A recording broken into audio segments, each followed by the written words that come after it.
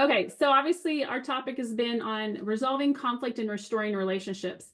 And so actually my oldest daughter said to me, I think I told you guys this in the last class, she said, "Mom, I'm so grateful that you would not let us get away with unresolved conflict." She goes, "It's helped so much." And she's 24.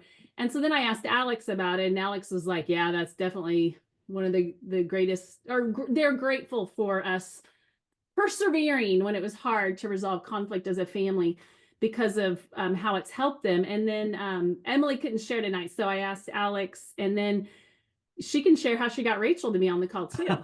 I think you guys are going to share about some I roped her in. I actually have homework, so I came in to answer just a little bit, and then I have to sadly go submit stuff, but I'm here. I told her to come for a little Yeah, bit. we appreciate it. Yeah. Also, I don't know if you hear Charlie in the background, our dog, but he is barking. Yeah, sorry. So sorry. No, we can't hear him. But Can go you ahead. Okay, guys, good. not everybody knows you, so could you just say your names and your ages and that you're Yeah. related to us? No. Yeah, my name is Alex. I'm 22. And sorry, he's barking. Can't hear him. And I am a senior at UNT, so I graduate in May. And then I'll just introduce Rachel. That's Rachel. She's 19, I think. Yeah, sorry. I'm 19 and I go to Texas Women's University, which is in Denton, and I'm a sophomore. Yeah, both of us live together Yeah, this year with Yeah. another roommate. So super fun. yeah, that's us. Yeah. Okay, so do you want to share a little bit about why resolving or anything, whatever's on your heart about resolving conflict and restoring relationships? Yeah, I can go. I mean, this is definitely something that I think I agree with, like what my older sister said, Emily. It's definitely been probably one of the biggest blessings that my parents have instilled in us, besides just like loving Jesus and my walk with him. I think being able to resolve conflict and know how to do that has been huge. I see this a lot in my life, like not just in at home with my parents, but as I leave. Um, Rachel and I lived together this year, but before that, I lived with my older sister. And we've used a lot of these tools living together. As much as I love my siblings and I love my parents, we're very similar, but also very different in a lot of in certain ways. And I think because of that, like there's a lot of conflict and can be a lot of hurt feelings. And I roped Rachel in today because I think her and I tend to butt heads the most because naturally we just are very different in the way that we process. I tend to very much be a stuffer, so I will get my feelings hurt, but I won't. It just takes me a long time to understand like what I'm feeling and why I'm feeling certain things.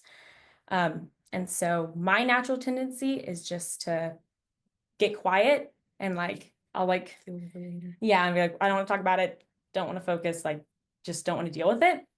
You're welcome, Alex. Yeah. I gave that Yeah. to you. You're welcome. Yeah, dad and mom. Yeah. And so she tends to be very much the opposite of wanting to deal with things, hates Don't like waiting. yeah. Yeah. And so I think it's naturally, I think we would just like butt heads a lot, but because I think my parents have instilled like certain tools in us, it's helped a lot. And I think a huge one, which I don't know if you guys have talked about this or not, but taking time to like go process what you're feeling before just like arguing, I guess. So I think when certain things happen, whether we like just say something or do something that bothers each other, like I have to take some time alone and like figure out what I'm feeling.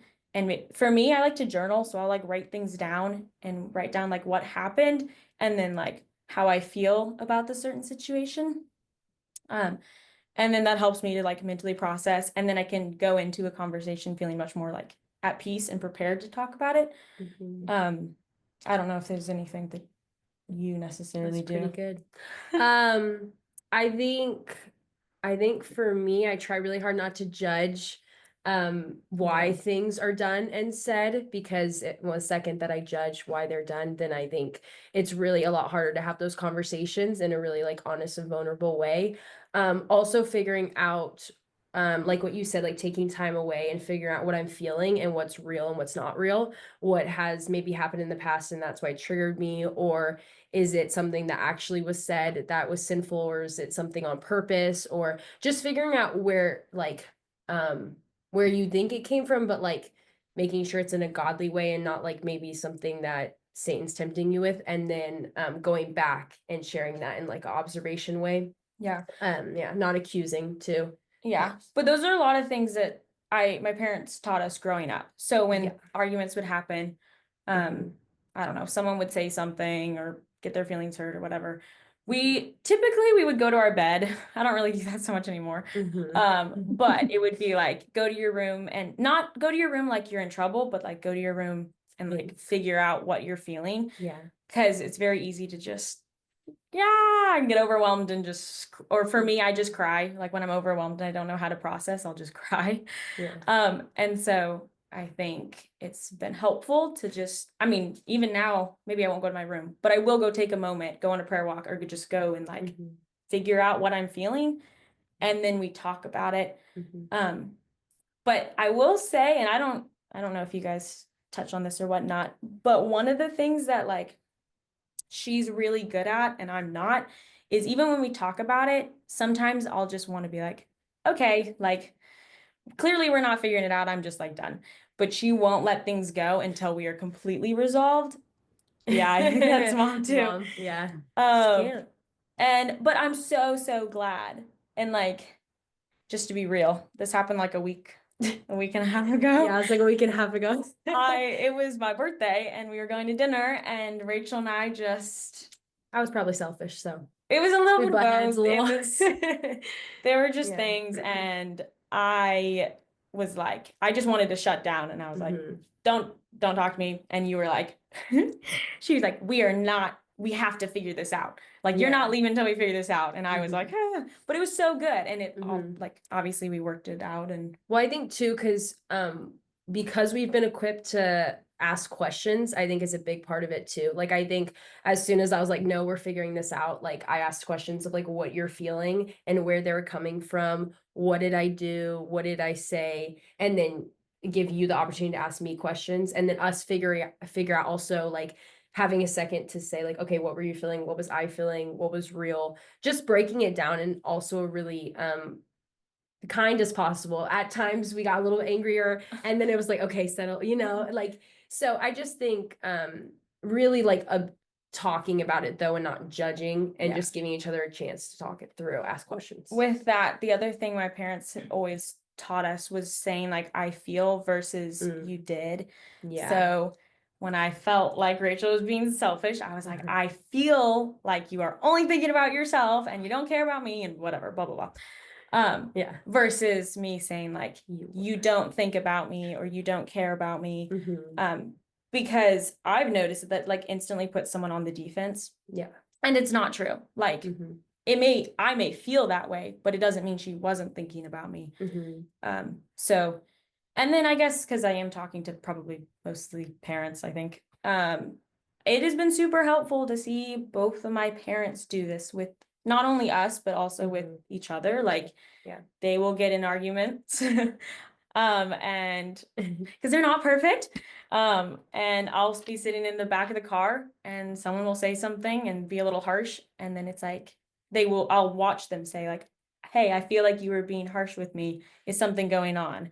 Or I don't know, like Stuff like that. Yeah. Or even sometimes we will chime in and be like, Yeah. "Wait, I don't know about that." So, but we only would have done that because they taught us. So Yeah, and that is the beautiful thing too, is now that we're older, like obviously my parents still know a lot more than us, but I feel like we're all kind of in a partnership together as a family where we all like this happened going to with the Thanksgiving yeah, not that long ago, and we Yeah. were in a car for like, I don't know, 6 hours, and people were butting heads, but we were all like, we talked about it together. And I was like, hey dad, like I feel like you're being really harsh with mom, and I don't like Yeah. I don't know what you're feeling, but I feel you're feeling something. There's a lot of I feels over and over again. Yeah. But I think that that's obviously really helped, and it's given me like I mean, in my campus ministry, like no matter where I go, there's always something like people are gonna hurt, say things that they don't mean or have hurt feelings. So those skills have been like, yeah, super important. So I definitely agree, like with Emily. I think that this is the earlier you can like practice that as a family. Like I hope to instill these in my kids at some point way down the road. Yeah. So, No, definitely. yeah, we kind of just talked a lot. Any thoughts, questions? Ooh, you're gonna open it up. Oh, I don't know. I don't Maybe know. that's scary. Maybe So, I while you guys are thinking of questions, I want to ask something really quickly and you guys can just give me a thumbs up, but the Ramirez's, the Salyers, the Centellans, does this work with boys? Oh. Okay. And I thank you for affirming that, because we see it work with boys, but we have gotten some pushback from time to time from parents that think that, oh, being able to resolve conflict like this, that's how girls resolve conflict. And I don't mean that in a sarcastic way or a condescending way, but a lot of men, because we don't learn how to do this, and the only acceptable emotion is anger. So when someone's teaching this, it can feel very foreign, or like, well, that's great that your girls do that, but can my boys do that? So I appreciate you guys affirming that. Before we open that door open on that, if anyone wants to share on that, I do want to let the girls go because Rachel does have an assignment. Where did they go on the screen? There they are. I was just looking for a thumbs up, not to open. Oh, okay. Yeah. Well, I actually am happy. I also go ahead, have girls.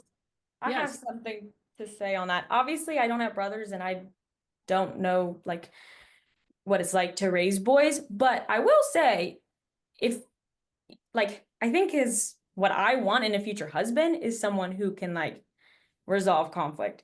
So it may look a little different, like, well, I don't know, training them. Don't ask me on the training aspect, but I think that those are like really important things for both boys and girls to know. And I don't, sorry, they're commenting loud. I'm distracted. Anyway, yeah, I don't even know where I was going. I just wanted to ask if you guys were paid actors. Yeah. I'm sorry, I have never heard young people speak like this, and I'm just like shocked. Thank you. I did get free dinner tonight. I knew there was something. Yeah, she got a free dinner that she made. So For us. True. All right, guys. Was there any? I did want to say something else too, very quickly. Alex and Rachel, and just share this very quickly. I know because we've got to go on the time, but how have you used this with even leaders in the church? How has this helped you resolve conflict with maybe people in authority? Because that's huge for your age. Yeah. I do think Emily's probably had, I know Emily has probably a couple more examples than I do, but I've had to do this with like my campus ministers, and like I love them. I think they're amazing. But there have been times where like, sorry. And they're on the call. Are they actually? Austin Elise? The Farrells. Well, I don't see them. Whatever. It doesn't matter. I mean, it's nothing that big of a deal. But anyway, but there have been times where like there's miscommunication about certain things, or like they may say something and I take it a certain way, or I don't know, something. And I've had to go back and been like, hey, like, what did you mean something by this? Because it kind of came like, it felt like you were doing this, or but yeah, we've definitely had to do that. And I love Austin and Elise. I think that they're the absolute best, and our relationship, I think, is so strong with them. We've gone through a lot, but I also just think that they've also have come to us. Like Austin has shared his feelings when we've done stuff a handful of times. So it's really good. Yeah, it's super beneficial. So that's awesome. Yeah, because I think at your age it can be a lot of times your generation wants to shut down, kind of like you said, and just stop. And these tools work in all relationships. Is there anything else? Because I think Rachel has to go to a class. Drake or Daryl, did you have a question for the girls, or can we let them go? Oh, he took his hand down. Okay. James has a question. Oh, Jim has a question real quick. So kind of a two-part. hopefully quick two-parter. What age did going to the kind of separating to think and reflect start to kind of kick in and be effective?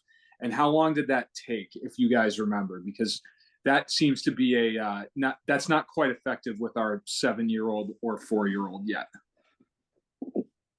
Yeah, to be honest, I don't really remember when you like as long as I can remember we've been going to our room, but it definitely has looked different. Like I think when we were younger, it would just be like go to your room and figure out like why you're mad or something like that. Like I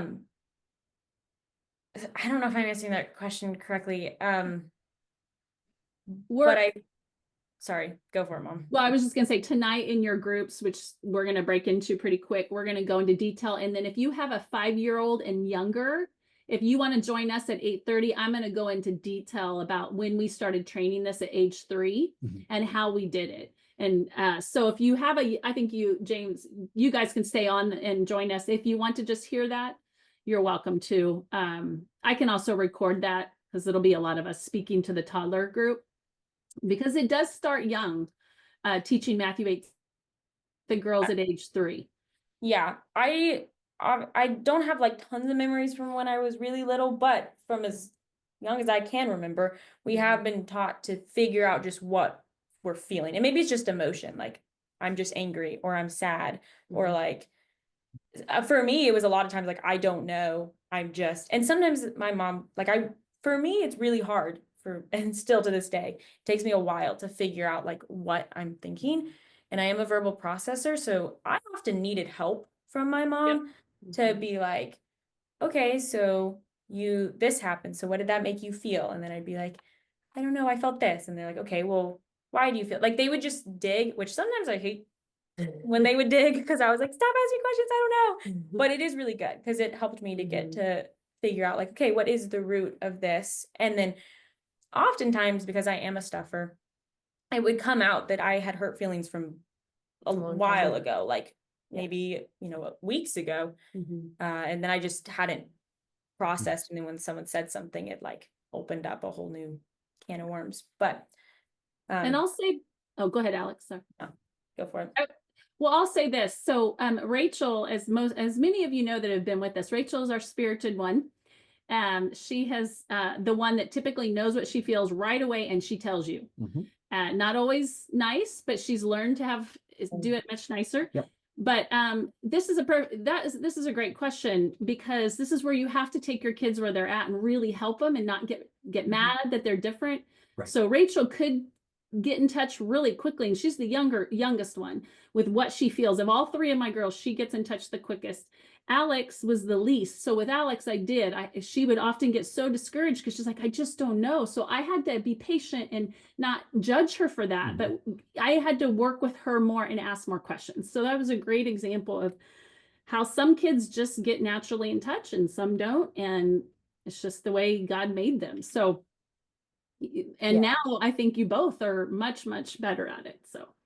Yeah, I was gonna say for me, I think instead of taking time to process, I think I just had to work on not acting out on what I was feeling or judging because of that. So it was just different. Like, I think you helped me, Mom, by us talking on like, okay, wait to hear their side of it and don't assume why they did this. And that was really, really helpful. And I think it's definitely stopped me from assuming things or saying things that were hurtful, because I just was like, well, they did this, that means this. Which isn't always the truth. So it gave you a chance, or anyone else a chance, to kind of communicate why those things were said or done. And that helped a lot too. So just differences for sure. And it's honestly like, I think it's great to have kids that are different because they help each other. And we live together now. And potentially future spouses are probably going to be very different. And so like you learn how to process your emotions and help each other. So For sure. yeah.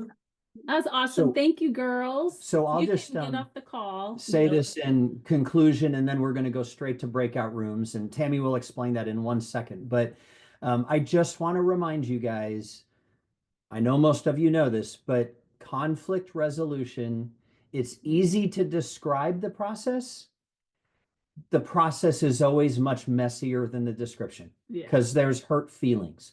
So it's so important to, during times of non-conflict, first get your own conviction on what it should look like, teach it in times of non-conflict repeatedly, 1 month, the next month, or a couple months later, keep going back to it. And then hang on to the principles, because it does sometimes get ugly before it gets better, but that's okay. So anyways, guys, thank you for doing that. We really appreciate it. Yeah, absolutely. Okay, so bye, Alex and Rachel. Thank you very much. We love you, and we'll talk to you soon.